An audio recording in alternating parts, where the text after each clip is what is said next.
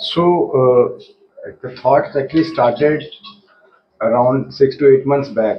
Once I was in this area, so suddenly a call from my patient came, and he belonged to that area, and luckily I was in that area at that time. So then he told me that I realized that there were so many kidney patients, transplant patients who started calling at very particular day.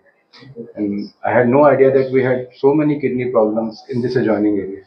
So then this thought started. I shared this thought with our Fortis group, the team, and they also liked it. Yes, we should provide our whole services as far as the kidney is concerned to this area.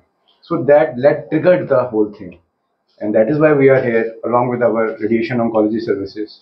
And I think we'll try our level best to give a comprehensive care to the patients, kidney patients, as well as the patients of the oncology in this area. Yeah, similarly, I am coming to Jammu for oncology, taking part in oncology conferences और classes लेने के लिए, बच्चों को पढ़ाने के लिए 2012 से मैं आ रही हूँ. हर साल 2-3 बार तो मेरा विजिट हो ही जाता है. पेशेंट्स भी काफ़ी है यहाँ से जो आते हैं. Jammu, I would like to say, Jammu में पिछले 2011 से लेकर आज 24 तक काफ़ी एडवांसेस हुआ है ऑन्कोलॉजी में. न्यू कैंसर हॉस्पिटल्स आए हैं and it's very good. Jammu has done very good in oncology. लेकिन फिर भी ऑन्कोलॉजी एक ऐसी सब्जेक्ट है जिसमें टीम वर्क की ज़रूरत है. बहुत सारे फैसिलिटीज़ हर हॉस्पिटल में नहीं हो सकता है. कोई भी हॉस्पिटल में सभी फैसिलिटीज़ पॉसिबल नहीं है. इसलिए हमें सबको एक साथ काम करने की ज़रूरत है, क्योंकि हमारा एक ही मिशन है. कैंसर में सबको इक्वल ट्रीटमेंट मिलना चाहिए, चाहे वो गरीब हो या अमीर हो. इक्वल ट्रीटमेंट मिलना चाहिए, और वो तभी हो सकता है अगर हम सब कोई साथ में मिलके काम करें. जो जम्मू में अवेलेबल नहीं है वो हम देंगे, जो हमारे पास नहीं है वो और कोई देगा. तो ऐसे ही हमें मिलके काम करना चाहिए. ऑन्कोलॉजी में और एक बात बहुत इम्पॉर्टेंट है कि अर्ली डायग्नोसिस. शुरुआत में अगर डायग्नोसिस नहीं हो पाती है, ट्रीटमेंट में क्योर होने के चांसेस घट जाता है. जितनी अर्ली डायग्नोसिस होगी, पहला स्टेज दूसरा स्टेज में, ठीक होने के चांसेस ज़्यादा बढ़ जाता है और एक्सपेंसेस भी कम हो जाते हैं.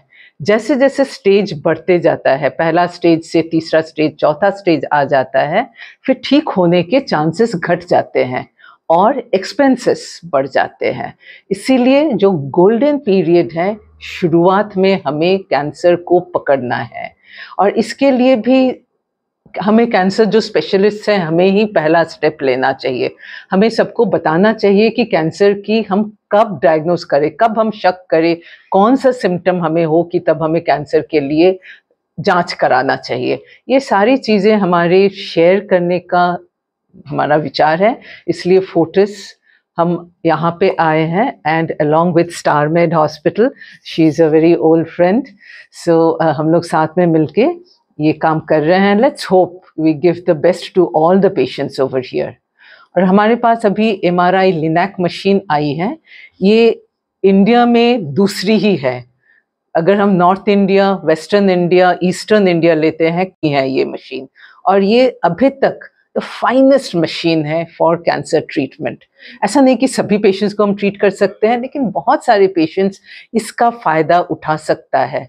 और चूंकि ये पहला मशीन है, इसलिए हमने, जिससे कि सबको इसको अप्रोच कर सके, इसलिए हमने प्राइस भी बहुत कम रखा है, almost similar to linear accelerator. तो ये सारी बातें हम सबके साथ शेयर करना चाहते हैं, और हम महीने में एक बार ज़रूर आएंगे कि हम सबसे बात कर सके. जो पेशेंट्स फॉलोअप के लिए आना चाहते हैं, डिस्कस करना चाहते हैं, वो आके हम डिस्कस कर सके.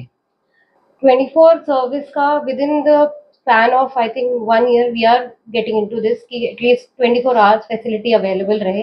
एज ऑफ नाउ हमारा अभी डे केयर सेंटर ही है, तो फ्यूचर में प्लान्स हैं उसको इलैबोरेट करने के. डॉक्टर्स हमारे पास अपना स्टार मेड्स के मल्टी स्पेशलिटी फैसिलिटी है. ऑल स्पेशलिटीज अवेलेबल है मल्टी स्पेशलिटीज में. Now we are collaborating with Fortis, so और हम होराइजन कर सकते हैं, इसको और ब्रॉडन अप कर सकते हैं. That is question. और ये खाली डॉक्टर नहीं, सबको जानना चाहिए. एक आदमी को पता चले, हमें दूसरे आदमी को बताना चाहिए. अनफॉर्चुनेटली कैंसर में शुरुआत में कोई सिम्टम्स नहीं होती है, ये मान के चलना है. लेकिन हम सभी पेशेंट्स को बोलते हैं, अगर आपके कोई सिम्टम्स हो, जैसे कि गला बैठ जाना, कहीं पे कोई गांठ दिख रहा है जो ठीक नहीं हो रहा है, कहीं से ब्लीडिंग आना, चाहे महीने के रास्ते से हो, मुंह से हो, कफ से हो, यूरिन से, पेशाब के रास्ते से हो, कहीं से ब्लीडिंग आना या पानी आना, और कहीं पे कोई घाव है जो भर नहीं रहा है, बुखार है, वेट लॉस है, वजन घट रहा है, तो इस तरह की कोई भी सिम्टम जो 3 हफ्ते तक नॉर्मल इलाज से ठीक नहीं हो रहा है, एक बार आपको डॉक्टर से मिलना चाहिए कि कहीं वो कैंसर तो नहीं है। इसे हम बोलते हैं कैंसर रूल आउट करना।